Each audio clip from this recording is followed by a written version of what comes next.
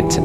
আমরা যদি কোরআনকে জিজ্ঞেস করি যে কোরআন তুমি যে পৃথিবীতে এসেছো তোমার হিস্ট্রিটা বলো, কবে আসলা, কবে নাজিল হয়েছ?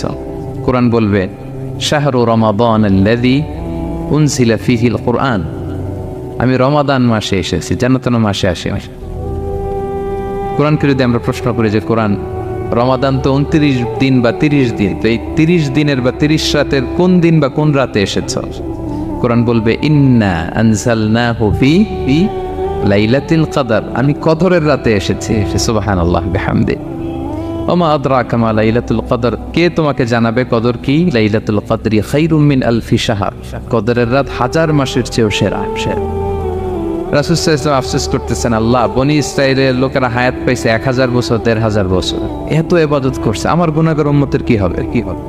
আমার গুনাহগার উম্মত তো 60-70 এর মধ্যে মরে শেষ। আমারু উম্মতি মা বাইনা 60 ইলা 70।